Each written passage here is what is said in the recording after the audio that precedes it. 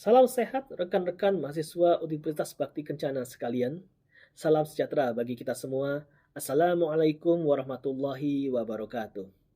Perkenalkan, nama saya Diki Primasatya dan saya akan menjadi instruktur Anda dalam mata kuliah Analisis Data Kesehatan pada semester ini. Sebelumnya, saya ingin mengucapkan terima kasih yang sebesar-besarnya kepada Universitas Bakti Kencana atas kesempatan dan kepercayaan yang diberikan kepada saya untuk berbagi ilmu di kampus yang luar biasa ini. Rekan-rekan, kita saat ini berada di era di mana data adalah bahan bakar baru dalam kehidupan manusia. Termasuk di dalamnya adalah industri kesehatan. Disinilah letak peran penting dari healthcare data analytics. Healthcare data analytics atau analisis data kesehatan bukan sekedar angka dan grafik, tapi bagaimana kita menyajikan data, mendapatkan insight atau pemahaman dari data yang kita miliki.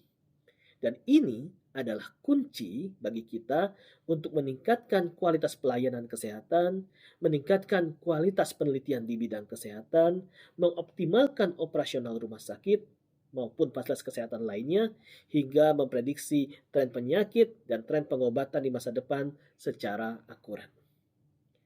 Kami telah merancang materi ini secara sistematis agar Anda memiliki kompetensi yang relevan dengan kebutuhan industri saat ini, namun tetap dengan memegang etika terhadap data.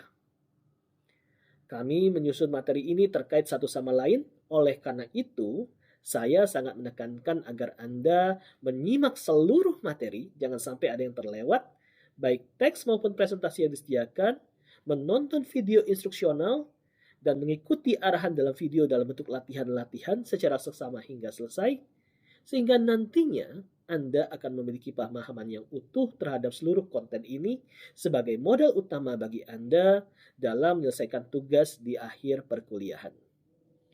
Dan tentunya kami berharap Anda akan meraih hasil maksimal dalam mata kuliah ini berupa kompetensi sebagai seorang analis data. Mari kita mulai perjalanan belajar kita dengan semangat dan rasa ingin tahu yang tinggi. Langsung saja, mari kita simak materi yang pertama mengenai pengantar analisis data kesehatan. Selamat belajar, semoga berhasil. Pada modul pertama ini, saya akan membahas tentang pengantar mengenai analisis data kesehatan. Di sini kita akan membahas beberapa konsep, beberapa prinsip yang penting Anda pahami sebelum mempelajari tentang menjadi seorang analis data di bidang kesehatan. Yang pertama kali kita ingin bahas adalah apa itu data. Mungkin kalian sering sekali mendengar tentang data. Tapi sebenarnya apa itu data? Data secara sederhana adalah sekumpulan fakta mentah. Bisa berupa angka, bisa berupa simbol, atau hasil observasi yang belum diolah dan belum memiliki makna yang utuh. Biasanya, data ini hanya bisa dipahami oleh sebagian orang saja. Belum ada penjelasan yang lebih rinci, penjelasannya lebih utuh tentang apa yang dikandung oleh data tersebut. Nah, data merupakan bahan baku utama dalam proses analitik. Untuk lebih jelasnya, kita akan membahas terminologi data dalam sebuah framework yang kita sebut dengan DIKW. Jadi DIKW itu singkatan dari Data, Information, Knowledge, and Wisdom. Piramida ini diutarakan oleh Russell Ackoff pada tahun 1989 dan masih dipergunakan hingga sekarang. Apa yang dimaksud dengan piramida DIKW? Piramida DIKW menggambarkan tingkatan-tingkatan dari sebuah pengetahuan, dari sebuah informasi dan data. Yang mana yang lebih dasar? Yang paling dasar adalah data. Seperti yang kita bahas tadi, data adalah fakta mentah. Contoh misalnya, saya berikan kepada Anda angka 120/80. Kalau Anda yang biasa bergelut di bidang kesehatan, Anda langsung secara instinktif akan menduga bahwa itu adalah tekanan darah. Tapi kalau itu disampaikan kepada orang yang awam sekali dengan dunia kesehatan, maka mungkin mereka akan bingung. Apa itu 120/80? Apakah itu ukuran sesuatu? Ataukah bentuk angka yang random saja? Dan sebagainya. Atau misalnya angka 150 atau nama Budi. Banyak orang bernama Budi, tapi Budi yang mana di sini? Anda tidak akan mengerti tentang angka-angka tersebut dan nama Budi jika saya tidak memberikan konteks kepada Anda. Nah, data yang diberi konteks kemudian diberikan struktur yang lebih baik, diberikan informasi tambahan, itu akan menjadi informasi. Jadi, data yang sudah diberi konteks, kemudian diolah, itu akan menjadi informasi. Contoh, tadi 120/80. Saya beri satuan di sana, milimeter Hg. Maka secara instinktif kita akan langsung tahu, oh ini adalah tekanan. Bisa tekanan udara, bisa tekanan darah. Lalu saya berikan misalnya satuan 150 mg per liter. Lalu saya berikan konteks di situ. Bahwa ini adalah tekanan darah Budi dan gula darah Budi. Dari situ sudah jelas bahwa angka-angka tersebut menggambarkan sesuatu. Dan hampir semua orang akan langsung memahami sesuatu di situ bahwa Budi memiliki tekanan darah 120/80 mm Hg dan gula darah 150 mg per desiliter. Tapi ini belum menjadi pengetahuan. Untuk menjadi pengetahuan, informasi ini perlu digabungkan dengan informasi-informasi yang pernah kita dapatkan sebelumnya. Jadi pengetahuan itu seperti pohon informasi. Setiap ada informasi yang masuk, kita kaitkan dengan informasi yang pernah kita terima sebelumnya. Contoh nih, misalnya Anda sudah tahu bahwa batas gula darah normal adalah sekian. Batas tekanan darah normal adalah sekian. Dengan informasi seperti itu, dibandingkan dengan informasi yang Anda terima tadi, maka Anda tahu bahwa tekanan darah Budi masih termasuk normal. Tapi gula darahnya sudah tinggi, sudah di atas batas normal. Jadi Budi berisiko pradiabetes. Ini adalah pengetahuan. Ketika sebuah informasi digabungkan dengan informasi sebelumnya, kita mendapatkan sebuah pola di dalamnya, maka dia menjadi sebuah pengetahuan. Nah, tingkatan tertinggi adalah wisdom. Wisdom bisa diartikan sebagai kebijaksanaan atau tindakan. Apa itu? Wisdom adalah keputusan yang kita ambil berdasarkan pengetahuan yang kita miliki. Tadi kita dapat informasi bahwa Budi memiliki tekanan darah sekian dan gula darah sekian. Dan dari pengetahuan kita, gula darah Budi sudah di atas normal. Sudah berisiko pradiabetes. Maka dengan pengetahuan kita, misalnya kita bertindak sebagai dokter, maka kita menyarankan Budi untuk mulailah mengubah pola makan dan mulailah rutin berolahraga. Atau kalau itu pengetahuan itu dimiliki oleh orang yang bukan dokter, misalnya keluarga dan sebagainya, atau Anda sebagai perawat dan sebagainya, atau Anda yang memang pernah membaca sesuatu tentang itu, Anda akan menyarankan Budi untuk segera mendatangi dokter untuk mendapatkan masukan dan saran yang lebih baik. Inilah tingkatan yang namanya DIKW. Data yang masih mentah, kita olah menjadi informasi dengan memberikan konteks, kita gabungkan dengan pengetahuan-pengetahuan yang pernah kita miliki sebelumnya menjadi knowledge, lalu kemudian menjadi tindakan berbasis pengetahuan yang kita sebut dengan wisdom.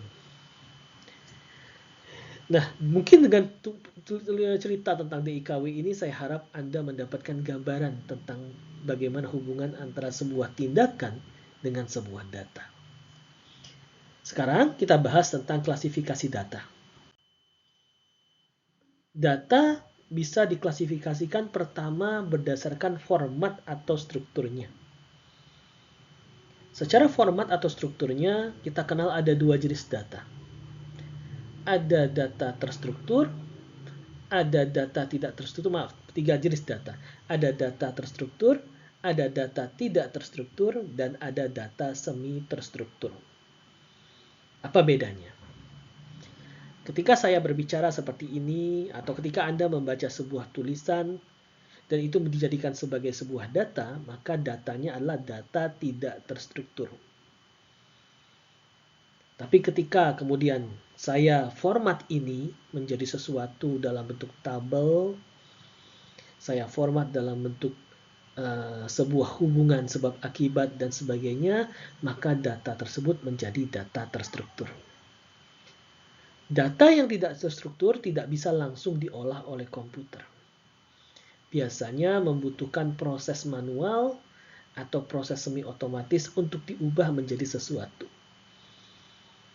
Komputer biasanya mengolah data dalam bentuk yang terstruktur. Ada pembagian-pembagiannya, misalnya informasi tentang seorang pasien. Ada nama, ada tempat tanggal lahir, ada jenis penyakit, ada obat yang diminum, dan sebagainya. Kita strukturkan. Tapi kalau misalnya seorang dokter menulis di dalam rekam medis bahwa pasien A datang kepada yang bersangkutan dengan gejala seperti ini, lalu diberi obat seperti ini, lalu diberi tindakan tertentu seperti ini, itu masih data yang tidak terstruktur. Jadi jelas bedanya tadi ya. Nah, data tidak struktur untuk bisa diolah harus diubah menjadi data terstruktur. Nah, di sini ada posisi tengah-tengah, kita sebut sebagai data semi terstruktur. Data semi terstruktur di dalamnya ada data terstruktur tapi didampingi oleh uraian menjadi data semi terstruktur. Data terstrukturnya sendiri bisa kita bawa sebagai sesuatu yang kita olah lebih lanjut, tapi data tidak terstruktur yang di dalam data semi terstruktur tadi perlu diterjemahkan menjadi sesuatu lebih jauh lagi. Nah, fokus kita di dalam kuliah kali ini adalah membahas pada data yang sudah terstruktur saja dulu. Ya, jadi kita fokus hanya pada data yang terstruktur dulu. Nah, selain itu, data bisa diklasifikasikan berdasarkan sifat dan skala pengukuran. Ada data kualitatif dan ada data kuantitatif. Data kualitatif biasanya bersifat kategorikal. Misalnya, besar, sedang, kecil. Cepat, lambat, tinggi, rendah, dan sebagainya. Diklasifikasikan berdasarkan kategori-kategori tertentu. Ada lagi data kuantitatif yang sifatnya numerik. Ada angkanya. Tadi misalnya contohnya, tekanan darah sistolnya 120, diastolnya 80. Atau tadi gula darahnya 150 mg per desiliter, dan seterusnya. Itu adalah data kuantitatif. Jadi kalau misalnya, gula darahnya adalah 150 mg per desiliter, itu data numerik.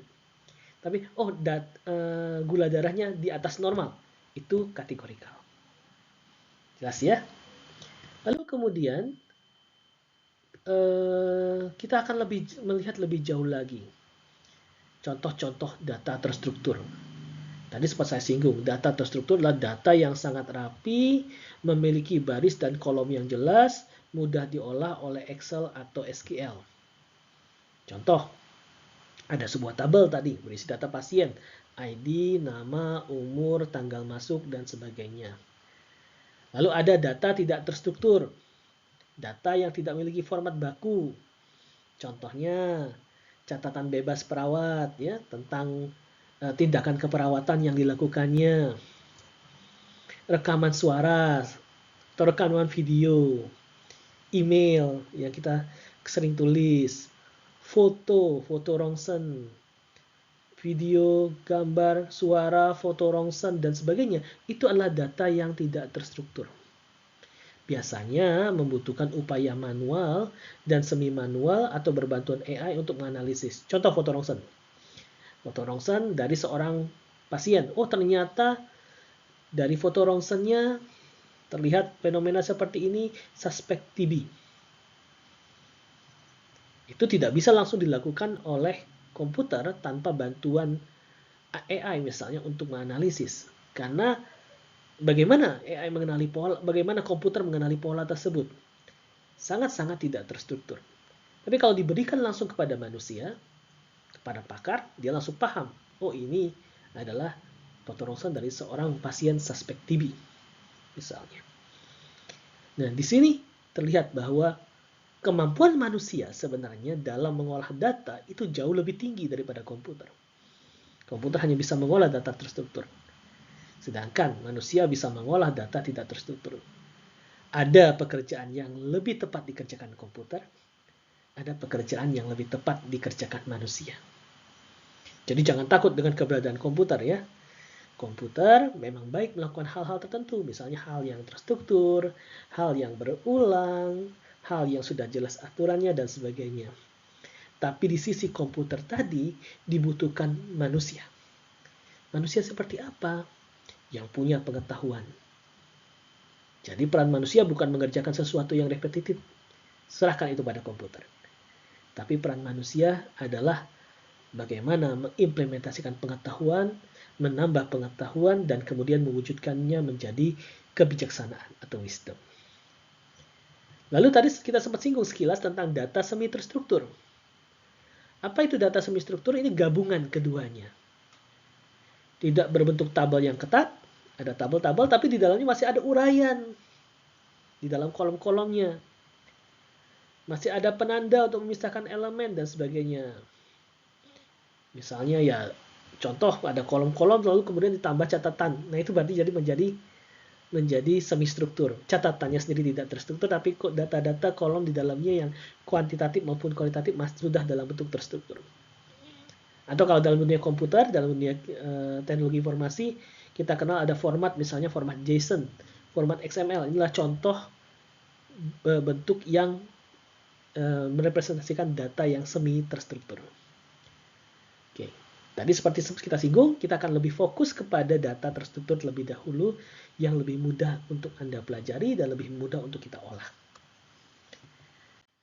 Lalu kemudian tadi sempat kita singgung tentang klasifikasi data berdasarkan sifatnya. Tadi sempat mungkin Anda masih ingat di penjelasan saya sebelumnya, ada data kuantitatif dan ada data kualitatif.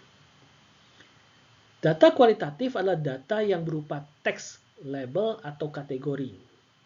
Cirinya apa? Data ini tidak bisa kita lakukan operasi matematika. Anda nggak bisa tambahkan, Anda nggak bisa kalikan, Anda nggak boleh rata-ratakan. Bukan tidak bisa ya, tapi tidak boleh dirata-ratakan. Ya, contoh misalnya,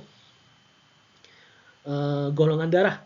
Itu adalah nominal kategori yang setara, tidak ada yang tinggi, tidak ada yang rendah. Ada golongan darah A, B, AB, O. Jenis kelamin, ada laki-laki, perempuan. Agama, ada Islam, Kristen, Katolik, Buddha, Hindu, Konghucu, dan sebagainya. Anda nggak ada rata-rata dari agama, nggak ada. Rata-rata dari golongan darah, tidak ada. Mengalihkan jenis kelamin, tidak ada, dan sebagainya. Itu nominal. Lalu, ini masih termasuk kualitatif ya, nominal. Lalu kemudian kategori kualitatif yang kedua adalah ordinal. Misalnya kalau dalam dunia kesehatan kita kenal skala nyeri. Ringan, sedang, berat. Atau pakai angka. Skala nyeri 1, 2, 3. Oh, hari ini yang bersangkutan skala nyerinya 3. Besok skala nyerinya 4. Besoknya 5. Oh, rata-ratanya 4. Itu nggak boleh dirata-rata. Kenapa tidak boleh dirata-rata? Perhatikan kalimat nominal, kategorinya setara. Kalau ini kategorinya memiliki tingkatan, tapi tingkatannya, anak tangganya, belum tentu anak tangga yang sama jaraknya. Saya selalu menganalogikan data ordinal ini seperti tangga ketika Anda hiking, naik ke gunung. Jarak antar anak tangganya tidak sama. Apakah betul skala tingkat keparahan stadium 2 itu tepat di tengah-tengah stadium 1 dengan stadium 3? Tidak. Bisa saja stadium 2 itu sangat dekat dengan stadium 1. Tapi jarak stadium 2 ke stadium 3 jauh. Jadi Anda nggak boleh, kalau hari ini stadium 1, besok stadium 3, rata-ratanya stadium 2. Nggak boleh. Tidak boleh dirata-rata. Rating kepuasan juga seperti itu. Jaraknya belum tentu sama. Belum tentu sama. Makanya ordinal, saran saya sangat menyarankan kalau Anda bertemu data seperti ini, janganlah menggunakan pendekatan rata-rata. Ini salah satu kesalahan yang paling sering saya temui. Pendekatannya apa kalau seperti ini? Ya, mungkin kita menggunakan statistik yang lain. Misalnya contohnya modus atau median dan sebagainya. Itu lebih representatif dan lebih cocok untuk data ordinal. Lalu kemudian ada data kuantitatif atau numerik. Ini data yang berupa angka nyata. Bisa dihitung secara matematis, bisa dicari rata-ratanya, bisa dicari totalnya, dan sebagainya. Nah, data kuantitatif ini bisa dibagi dua. Ada data diskrit dan ada data kontinu. Data diskrit ini data yang bisa dibuat presisi sekali nilainya berapa. Tidak ada nilai di antara. Misalnya contohnya jumlah pasien. Tidak mungkin ada jumlah pasiennya 1,5 orang, nggak ada. Jumlah pasiennya pasti bulat. 1, 2, 3, 4, 100, 500, dan sebagainya. Jumlah tempat tidur misalnya. Jumlah dokter. Itu adalah data-data diskrit. Nah, lalu kemudian ada data kontinu. Ini biasanya merupakan angka hasil pengukuran. Bisa berbentuk pecahan, bisa berbentuk desimal yang sangat detail, dan selalu ada nilai di antaranya. Misal contoh, berat badan 65,4 kg. Satu lagi berat badannya berikutnya 65,5. Di antara 65,4 ada 65,41, 65,42, 65,43, dan seterusnya. Jadi sifatnya kontinu, tidak ada batas yang jelas antar angka. Ya. Kita bisa pakai pecahan, dan dalam pecahan nanti bisa dipecah lagi, dan seterusnya. Data kontinu. Nah, data diskrit maupun data kontinu, keduanya sama-sama bisa dicari rata-ratanya, bisa ditotal, dan sebagainya. Tapi hati-hati tadi, misal contoh rata-rata. Kalau saya ingin menghitung jumlah rata-rata pasien di IGD, maka rata-ratanya akan keluar dalam bentuk kontinu. Bisa saja dalam bentuk diskrit. Maka perlu dipersepsikan lebih jauh lagi bahwa ini adalah angka rata-rata yang mungkin tidak tepat, tidak presisi untuk menggambarkan angka bulat. Kadang kita perlu bulatkan ke bawah atau bulatkan ke atas untuk memberikan angka yang lebih menggambarkan kondisi diskritnya. Kurang lebih seperti itu. Baik, lalu kemudian kita bicara tentang kualitas data. Sebelum dianalisis, data harus dipastikan berkualitas. Itu prinsip nomor 1. Jadi nanti selama kuliah ini kita akan belajar bagaimana membuat data kita berkualitas. Kenapa? Dalam dunia komputer ada prinsip namanya GIGO. Garbage in, garbage out. Kalau Anda masukkan sampah untuk diolah, maka hasilnya adalah sampah juga. Maksudnya bagaimana? Kalau data yang kita masukkan kotor, maka insight-nya pun bisa saja kotor. Mungkin berbeda dengan pemahaman kalau kita memahami proses daur ulang ya, sampah menjadi barang yang bisa dipakai lagi. Nah, tapi kalau dalam dunia data analis, kalau Anda masukkan data yang sampah, yang kotor, maka bisa saja akan membuat penyimpangan, akan membuat pemahaman yang salah tentang kondisi yang direpresentasikan oleh data tersebut. Nanti kita akan bahas lebih jauh dengan contoh-contoh di depannya. Nah, bagaimana memastikan kualitas data? Kualitas data bukan hanya masalah presisi dan ketepatan saja. Banyak aspeknya. Ada 5 dimensi kualitas data yang harus Anda periksa. Yang pertama, tadi sempat saya singgung, nomor 1 pasti akurasi. Apakah data ini mewakili kenyataan? Apakah data ini tepat? Apakah instrumen yang digunakan untuk mengukurnya adalah instrumen yang reliable? Misal, mengukur suhu tubuh. Suatu saat pakai termometer keluar 50 derajat Celcius. Apakah termometer kita sudah dikalibrasi? Apakah alat ukur yang lain, termometer yang lain menunjukkan angka yang sama. Di sini kita bicara keakuratan. Ya, apakah betul mewakili kondisi nyata? Contoh misalnya, suhu tubuh pasien tercatat 50 derajat Celcius. Rasanya hampir tidak mungkin manusia memiliki suhu tubuh sampai 50 derajat Celcius saat demam sekalipun. Jadi, kalau seperti ini, keluar angka seperti ini, pasti tidak akurat. Udah pasti tidak akurat. Entah salahnya di mana. Salah di pencatatan atau salah di pengukuran. Itu adalah dimensi pertama. Dimensi yang kedua adalah kelengkapan. Apakah data yang kita miliki lengkap? Nanti saat Anda melakukan analisis data, Anda akan sering menemukan data di mana kolomnya kosong. Missing value. Misal, oh ternyata pasiennya nggak ngisi nomor telepon. Oh, pasiennya lupa tanggal lahirnya. Oh, banyak ya orang yang tidak tahu tanggal lahirnya. Mungkin kalau di kota, umum sekali kita tahu kalau orang tahu tanggal lahirnya. Tapi kalau Anda ke pelosok desa bertemu dengan orang-orang yang sudah tua, mungkin mereka tidak tahu persis tanggal lahirnya. Makanya dulu pernah terjadi, kalau Anda ingat dulu ketika pemilu tahun berapa, sempat terjadi kehebohan. Oh, ternyata kok banyak sekali orang yang lahir 1 Januari 1970. Itu bukan karena banyak orang lahir tanggal segitu, tapi kemudian sistem komputernya di pencatatan KTP secara default kalau orangnya tidak tahu tanggal lahirnya daripada kosong diisi 1 Januari 1970. Itu yang terjadi. Jadi kadang dia missing value itu benar-benar kosong atau diisi sebuah nilai default karena datanya sebenarnya nggak ada. Nah, ini kita harus pahami kondisi seperti ini bisa terjadi. Ya, lalu kemudian bagaimana? Ya, pengaruhnya terhadap analisis data bisa saja terjadi penyimpangan. Ketika kita merata-rata sesuatu, begitu nilainya kosong, angka rata-ratanya menjadi tidak tepat. Makanya diperlukan pengolahan lebih lanjut untuk menangani data yang kosong ini. Nanti ada langkah spesifik untuk menangani data yang kosong. Oke, yang ketiga adalah konsistensi. Apakah format data selalu seragam di seluruh tabel? Misal menulis tanggal. Kalau kita di Indonesia biasanya tanggal, bulan, tahun atau DD, MM, YYY.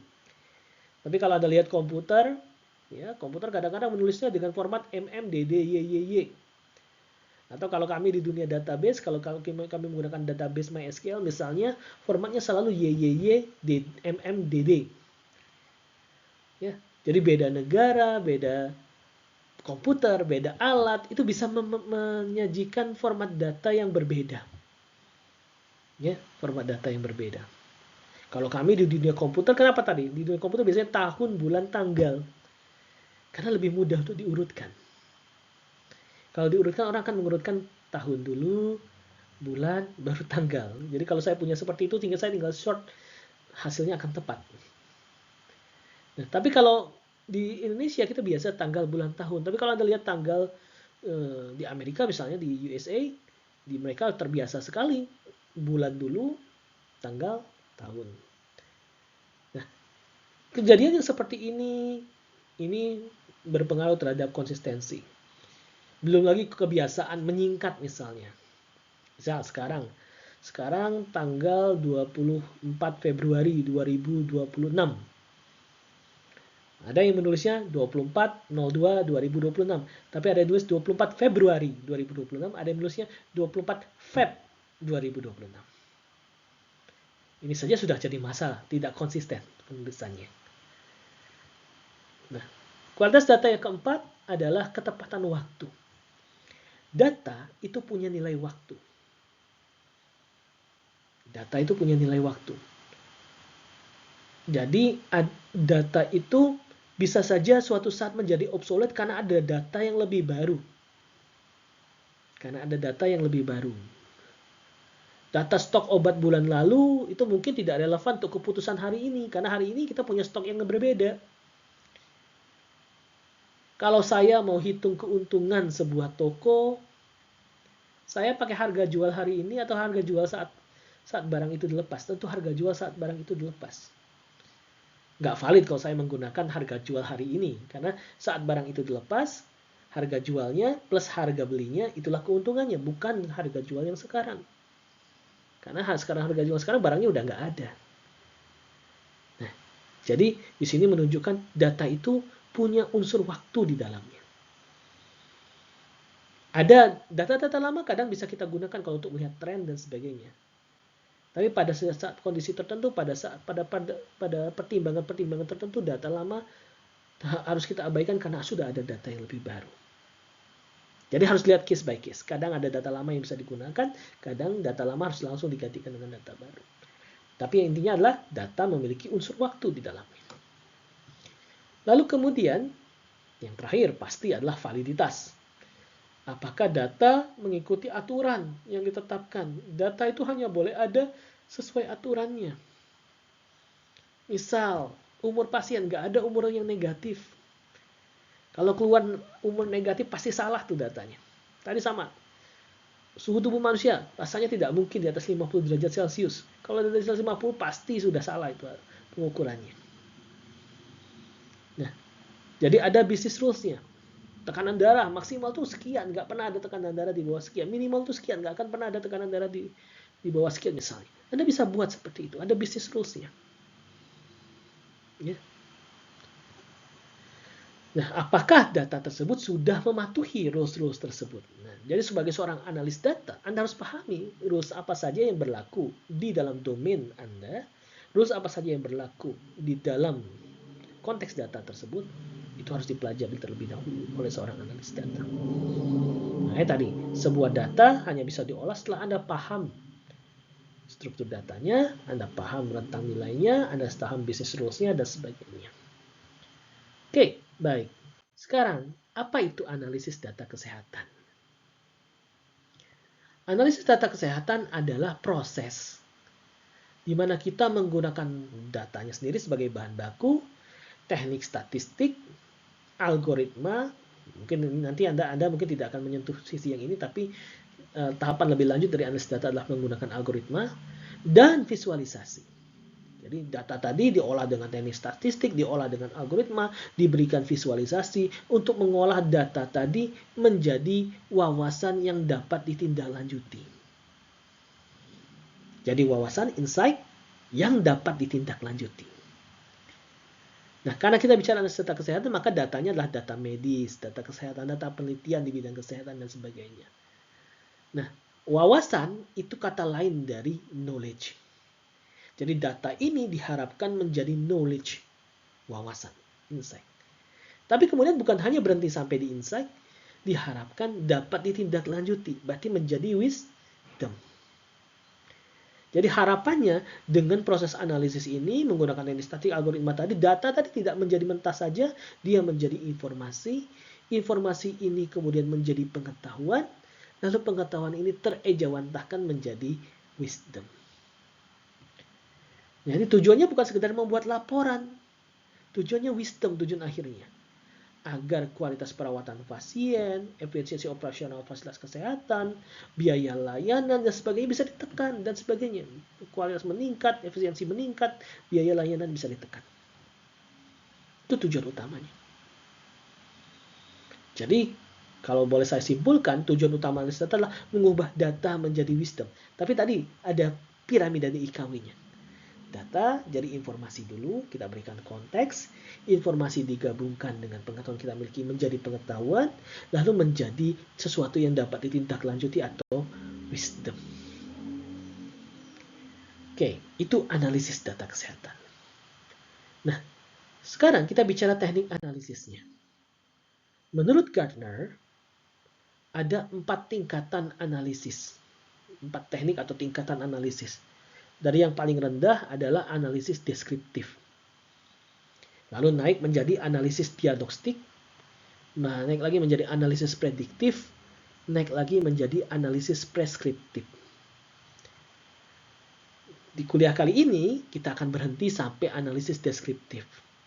Tapi kalau Anda ingin mengeksplorasi lebih jauh, Anda bisa kembangkan lagi keahlian Anda, kemampuan Anda untuk melakukan analisis diagnostik, analisis prediktif, bahkan sampai analisis preskriptif. Kita bahas satu persatu. Kita mulai dari analisis deskriptif. Ini analisis yang ditujukan untuk mengetahui apa sih yang telah terjadi. Dan ini adalah bentuk analisis paling dasar dan paling umum digunakan. Fokusnya adalah bagaimana kita merangkum data historis untuk memberikan gambaran kondisi saat ini seperti apa. Situasi saat ini seperti apa. Dari data historis, tik sampai di suatu posisi tertentu. Oh, kita sudah berada di posisi ini. Oh, kita belum mencapai tujuan kita. Oh, kita baru mencapai ini. Oh, kita berada di posisi ini. Oh, kita menghadapi tekanan seperti ini. Itu analisis deskripsi. Mengetahui apa yang telah terjadi. Jadi fokusnya adalah laporan masa lalu. Dari masa lalu itu kita tahu kita ada di posisi mana. Atau dalam bahasa Inggrisnya disebut sebagai hindsight. Contoh. Berapa sih jumlah pasien COVID-19 yang dirawat bulan lalu? Ini kalau tahun dulu ya. Atau dirawat pada akhir periode COVID-19 kemarin. Maka itu fokusnya adalah laporan masa lalu. Atau berapa sih rata-rata waktu tunggu pasien di IGD? Atau kita bikin dashboard biar tahu nih pendapatan rumah sakit sekarang berapa? Tiap tahunnya berapa? Ada peningkatan enggak sih tiap tahun? Atau malah penurunan? Pada kuartal ini berapa sih? Nah, ini adalah analisis deskriptif untuk mengetahui apa yang terjadi atau apa yang telah terjadi. Jadi ceritanya masa lalu ke saat ini. Past tense to present tense. Lalu kemudian analisis berikutnya adalah analisis diagnostik untuk mengetahui mengapa sesuatu itu terjadi. Jadi kita diagnostik, oh sekarang kita tahu, kita sekarang terjadinya seperti ini. Tapi kenapa? Nah, diperlukan analisis yang lebih jauh lagi. Menggali lebih dalam data deskriptif untuk mencari root cause-nya. Mencari akar penyebabnya, kenapa ini terjadi dari suatu fenomena. Jadi pemahamannya adalah penyebab dari hindsight menjadi insight. Nah, harapan saya nanti Anda bisa melakukan analisis deskriptif, tapi sudah mulai menunjukkan insight tertentu. Jadi kita nanti analisis deskriptif, tapi mendekati sedikit analisis diagnostik dengan memberikan sebuah insight. Jadi fokusnya adalah pemahaman penyebab. Contoh, mengapa sih jumlah pasien di poli jantung menurun drastis pada bulan Maret? Setelah dicek ternyata ada hubungannya dengan dokter spesialis utama yang sedang cuti. Ini ada dua data nih. Data pertama adalah jumlah pasien di poli jantung. Dari hasil analisis deskriptif kita tahu bahwa ada penurunan. Dari satu data saja nih. Dari satu data kita udah tahu ada penurunan jumlah pasien di bulan Maret. Lalu di bulan April naik lagi seperti biasa. Itu analisis deskriptif kalau berdiri di situ. Di data yang lain kita tahu, oh ini daftar kehadiran dokter. Ada yang cuti, ada yang tidak, dan sebagainya. Kalau dibiarkan dua data ini terpisah, dua-duanya hanya menghasilkan analisis deskriptif. Tapi padahal dua data ini memiliki hubungan sebab akibat. Kalau kita gabungkan, kita cari korelasi di antara kedua data ini, kita lihat korelasinya apa? Misalnya tanggal, bulan Maret. Kita lihat nih, oh datanya sama. Oh ternyata ada kesepadanan antara dua ini. Pada bulan Maret itu dokternya cuti. Nah ini adalah analisis diagnostik. Jadi pada analisis diagnostik kita menggabungkan beberapa hasil analisis data deskriptif untuk mendapatkan hubungan sebab akibat, mendapatkan korelasi dan sebagainya.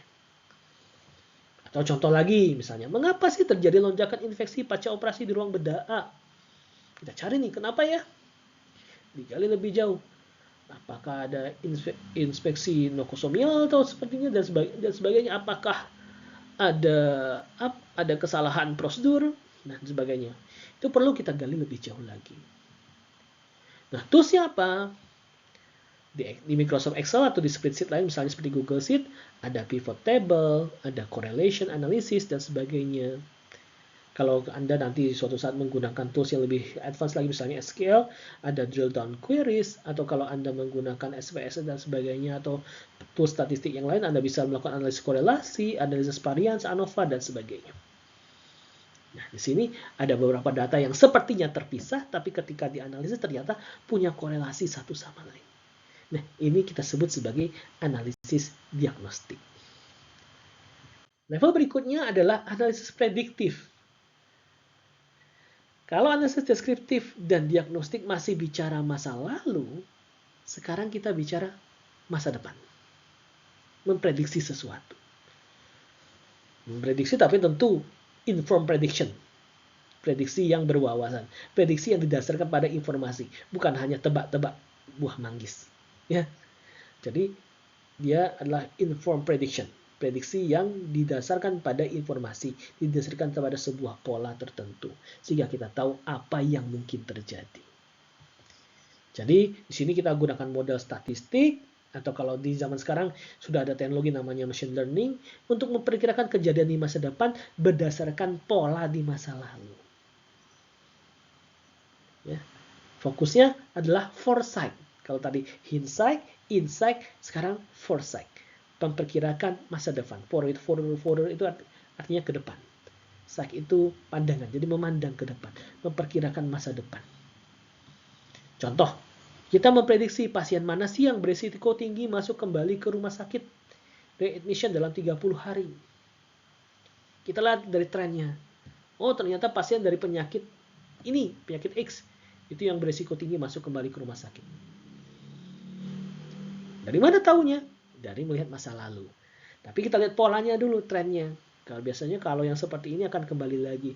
Maka dalam 30 hari ke depan biasanya akan terulang seperti hal yang sama. Atau misalnya memperkirakan lonjakan pasien flu. Ini umum terjadi ya. Kalau cuacanya memburuk, seperti sekarang, cuacanya memburuk, hujan dan sebagainya, atau lihat data historis tahunan, biasanya terjadi lonjakan pasien flu. Atau kalau di negara-negara 4 musim, kalau sudah musim dingin, maka orang akan sakit flu. Nah, itu bisa kelihatan trennya. Atau kalau misalnya, harga barang kalau menjelang lebaran akan meningkat. Maka kita sudah bisa antisipasi karena sudah ada trennya. Jadi kita memperkirakan masa depan berdasarkan apa yang kita miliki datanya di masa lalu dan pola yang terbentuk dari sana. Toolsnya apa? Ya, paling gampang kalau datanya matematis adalah regresi. Ya, regresi linear atau forecasting, atau tadi sempat saya singgung machine learning. Nah, toolsnya banyak. Anda bisa pakai Excel hanya untuk membuat pola regresi sederhana, atau Anda menggunakan bahasa pemrograman Python atau R, SAS, atau RapidMiner, dan sebagainya. Mungkin beberapa nama yang asing bagi Anda. Ya, ini ada beberapa tools yang biasanya digunakan untuk machine learning. Mudah-mudahan nanti suatu saat Anda bisa belajar lebih jauh tentang hal ini. Lalu kemudian, analisis yang paling tinggi tingkatannya adalah analisis preskriptif. Memberikan saran apa yang harus dilakukan. Tadi kita udah tahu masa depannya kira-kira mau seperti ini. Tapi apa yang kita lakukan untuk mengantisipasi ini? Nah, ini analisis yang lebih tinggi lagi. Dia memberikan saran tentang apa yang harus kita lakukan. Tingkatan tertinggi di mana sistem tidak hanya memprediksi masa depan, jadi bukan kita yang menentukan apa yang harus dilakukan, tapi sistem yang memberikan saran. Walaupun keputusan akhir tentang apa yang kita lakukan ada dikembalikan ke kita, tapi sistemnya bisa memberikan saran. Hasil analisisnya bisa memberikan saran. Jadi setelah memprediksi masa depan, dia juga menjalankan tindakan spesifik agar prediksi ini bisa diantisipasi. Kalau prediksinya merugikan, bisa kita mitigasi. Kalau prediksinya menguntungkan, bisa kita tingkatkan keuntungan kita, dan sebagainya. Jadi fokusnya di sini adalah rekomendasi tindakan. Kalau tadi hindsight, insight, foresight, sekarang kita bicaranya adalah optimization. Contohnya, sistem secara otomatis menjadwalkan jumlah perawat tambahan untuk shift malam minggu depan karena prediksi lonjakan pasien kecelakaan. Nah, misalnya apa yang terjadi? Kalau misalnya masa mudik lebaran misalnya. Maka jumlah perawat harus ditambah nih, karena biasanya ada lonjakan pasien kecelakaan. Karena ada arus lalu lintas yang tinggi. Nah, di sini secara otomatis berdasarkan pola dari prediksi masa depan. Langsung dijadwalkan jumlah perawat tambahannya. Ini contoh ya, ini adalah analisis preskriptif. Atau misalnya ada sebuah rekomendasi obat yang spesifik, personalized medicine. Jadi tiap orang bisa obatnya bisa beda-beda berdasarkan profil genetik pasiennya. Oh, kalau dia profil genetiknya seperti ini, maka obat yang lebih tepat adalah ini. Harapannya mungkin kedepannya seperti itu yang kita akan miliki. Karena setiap orang pasti tubuhnya memiliki keunikan atau kekhasan sendiri. Akan sangat baik kalau kita bisa memberikan obat yang lebih presisi berdasarkan profil genetik pasien. Kalau sekarang kan kita menentukan dosis obat berdasarkan misalnya usia, berat badan, dan sebagainya. Tapi kalau kedepannya berdasarkan profil genetik pasiennya. Obat untuk orang ras Kaukasoid, orang-orang ras keempat mungkin akan berbeda dengan obat untuk orang ras Mongoloid seperti kita. Ya, jadi bisa diberikan rekomendasi obat yang lebih personalis lagi. Toolsnya apa? Di sini tentu kita butuh simulasi, butuh linear programming, atau menggunakan machine learning, advanced system, dan sebagainya. Jadi tools-tools ini yang akan memberikan rekomendasi. Kalau tadi manusia bisa saja berdasarkan hasil analisis diagnostik lalu memberikan rekomendasi. Tapi kalau sekarang kita bisa lebih lanjut menggunakan komputer untuk memberikan rekomendasi tertentu, lalu kemudian dianalisa oleh ahli apakah rekomendasinya tepat atau tidak. Itu analisis preskriptif. Oke. Nah, sekarang kita berbicara tentang sumber data kesehatan. Banyak sumber data kesehatan, ya. Data kesehatan itu sangat kompleks karena berasal dari berbagai sumber yang terpisah-pisah, siloed. Ada data rumah sakit, ada data Kemenkes, rumah sakit pun macam-macam, ada data puskesmas, ada data mana, dan sebagainya. Dan masing-masing itu punya silonya masing-masing. Sekarang kita tahu, sekarang sedang ada upaya ya, untuk menggabungkan rekam medis antar rumah sakit. Agar apa? Kalau kita pindah rumah sakit yang lain tahu kita dulu pernah dirawat apa, pernah didiagnosis apa, dan sebagainya. Sebelumnya hal itu tidak bisa dilakukan. Masing-masing rumah sakit punya rekam medisnya sendiri-sendiri. Silo tadi, itu yang disebut dengan silo, terpisah-pisah. Silo itu adalah lumbung gandum. Kalau Anda pernah lihat film-film di Amerika, lumbung gandum yang tinggi di tengah padang rumput yang luas. Biasanya tempat nyimpan gandum. Nah, lumbung gandum yang lainnya akan ada pada jarak yang jauh dari lumbung gandum yang ini. Dan tidak berhubungan satu sama lain. Itu yang disebut dengan silo. Terpisah-pisah. Dia tinggi, dia optimize, tapi cuma di tempatnya saja. Tadi, contoh rekam medis. Lengkap di sebuah rumah sakit. Di rumah sakit yang lain data rekam medisnya lengkap, tapi nggak nyambung. Itu udah sangat umum terjadi. Oke. Jadi ada rekam medis atau health record. Lalu kemudian ada data klaim asuransi. Pihak asuransi punya data juga.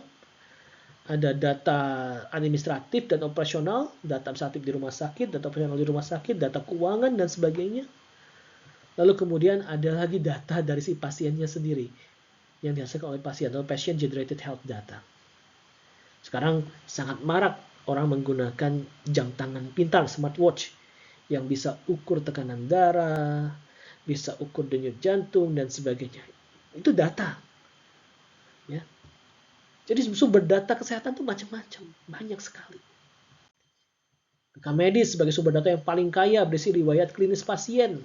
Tapi masalahnya tadi, tiap rumah sakit punya rekam medisnya masing-masing. Dan kalau kita mau pindah rumah sakit, wah tidak mudah itu. Meminta rekam medisnya untuk dibawa ke sana. Ya. Mungkin upaya Kementerian Kesehatan sekarang untuk menggabungkannya mungkin mudah-mudahan bisa berlangsung dengan baik. Isinya bisa demografi pasien, mulai dari nama, tempat tanggal lahir, dan sebagainya. Lalu ada pengecekan TTV-nya ya, tanda-tanda vitalnya, tensi, suhu, dan sebagainya. Lalu kemudian hasil diagnosisnya, resep obatnya, catatan perkembangan pasiennya, hasil labnya, radiologinya, dan sebagainya. Lengkap sekali. Lengkap, tapi biasanya tidak terstruktur. Biasanya. Kenapa? Uraian. Oleh dokter diberi catatan, oleh perawat diberi catatan juga, oleh pihak laboratorium mungkin diberi catatan juga, kalau mungkin ya sangat rinci, tapi seringkali mungkin banyak data teks yang tidak terstruktur. Tadi sempat saya singgung, kalau data tidak terstruktur biasanya akan sulit untuk diolah, ya. Harus dilakukan proses manual dulu, kita labeling dulu, kita ekstrak dulu datanya dan sebagainya.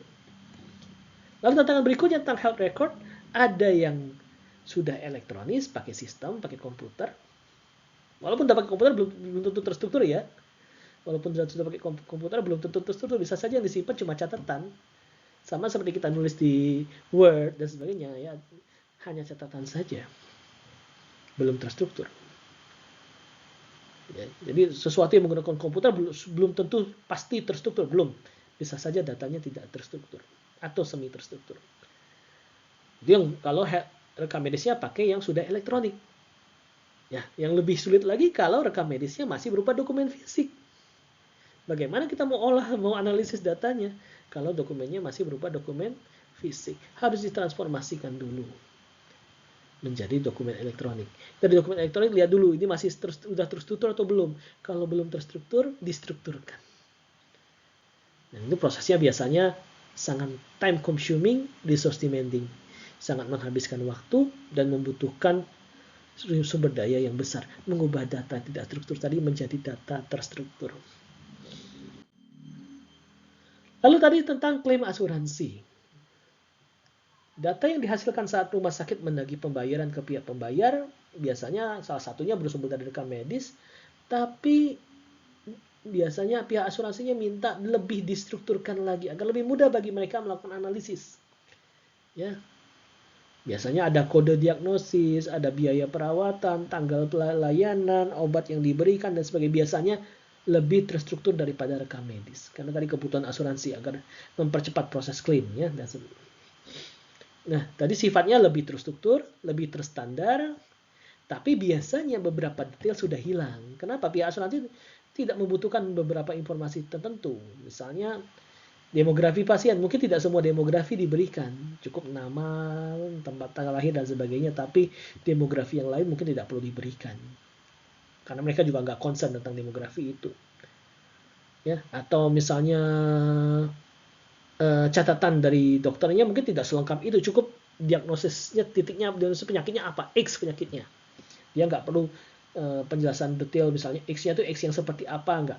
Biasanya cukup pada sebuah posisi tertentu saja. Jadi biasanya lebih struktur, tapi biasanya informasinya sudah dikurangi, lebih berkurang daripada apa yang ada di dalam rekam medis. Lalu kemudian data administratif dan operasional.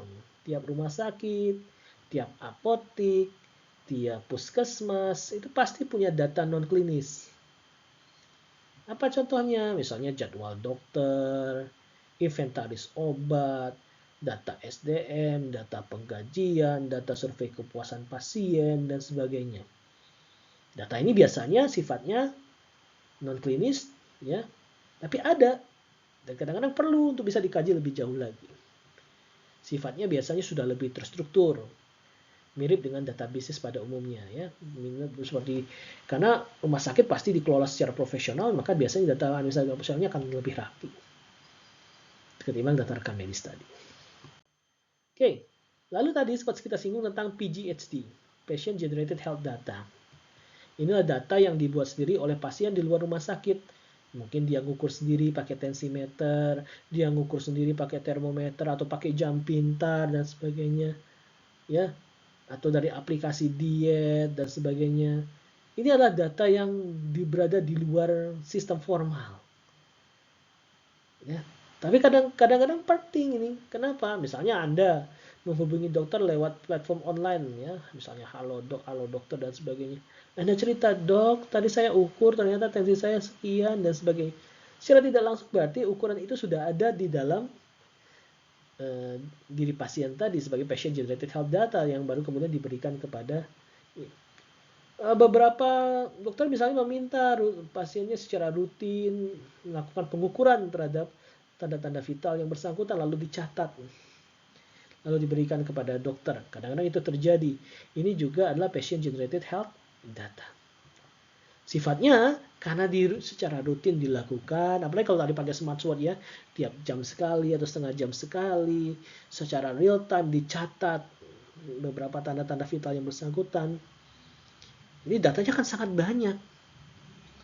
Ya, tiap hari berapa kali pengukuran, selama berapa lama pengukurannya dan sebagainya. Dan real time dia jam sekian, real time itu artinya tepat saat itu ya, tepat pada waktunya dia akan diukur. Tapi tadi ada validitas tentang alatnya, apakah alatnya sudah dikalibrasi, apakah alatnya reliable, ataukah cara penggunaannya sudah tepat atau tidak. Ini kadang perlu diverifikasi. Tidak bisa langsung digunakan. Kualitas datanya masih kadang-kadang masih bisa dikatakan diragukan. Sehingga perlu verifikasi lebih lanjut agar data ini memenuhi kaidah kualitas data. Oke, itu beberapa sumber. Masih banyak lagi sumber yang lain. Survei kesehatan, ya misalnya data apalagi nih ya dari sistem-sistem yang ada dan sebagainya, data dari kependudukan, data dari mana, itu kadang-kadang perlu digabungkan ke dalam sistem atau ke dalam proses analisis data kesehatan. Nah, disinilah muncul tantangan data kesehatan. Menganalisis data kesehatan jauh lebih sulit dibandingkan data keuangan, data retail, data perusahaan. Kenapa? Kalau data retail, data perusahaan, data keuangan biasanya lebih terstruktur, lebih rapi, lebih jelas. Ya. Tapi data kesehatan itu punya tantangan tersendiri. Apa saja tantangannya? Satu, kualitas datanya tadi. Kualitas datanya buruk. Ya, data kualitasnya. Saya pernah mendengar cerita, misalnya ada sebuah rumah sakit menerima pasien rujukan dari rumah sakit lain. Tapi karena dia tidak percaya dengan rumah sakit lain tersebut, dia ukur lagi. Bisa terjadi seperti itu. Apalagi kalau rumah sakitnya bukan rumah sakit yang kredibel misalnya. Karena yang saya tahu rumah sakit tersebut melakukan pengukuran karena pernah beberapa kali kejadian data dari rumah sakit yang memberikan rujukan tadi ternyata tidak tepat. Nah, data itu bisa salah nih. Data-data yang diinput manual, dilukur oleh manusia itu merupakan data yang berawan salah. Itu masalahnya. Dan dalam dunia kesehatan, pencatatan manual itu sangat sering terjadi. Bisa salah ketik nama obat, format tanggal lahir yang beda-beda, kolom tekanan darah yang kosong karena nggak lupa diukur saat itu, dan sebagainya. Nah, ini kembali dampaknya seperti yang saya singgung tadi, garbage in, garbage out. Kalau datanya tidak akurat, hasilnya juga tidak akurat. Kalau datanya salah, hasilnya juga akan salah. Yang kedua adalah data tidak terstruktur, unstructured data. Masalahnya dalam dunia kesehatan, itu kebanyakan 80% data kesehatan itu berbentuk teks bebas, berbentuk tulisan. Kita tahu sendiri kan kalau menerima resep dokter, wah dalam tulisan yang sulit terbaca nih. Jangankan komputer, manusia saja sulit membacanya ya. Tadi rekam medis dicatat dengan gaya pencatatannya beda-beda. Dokter A, dokter B, dokter C cara mencatatnya beda-beda. Kelengkapannya beda-beda.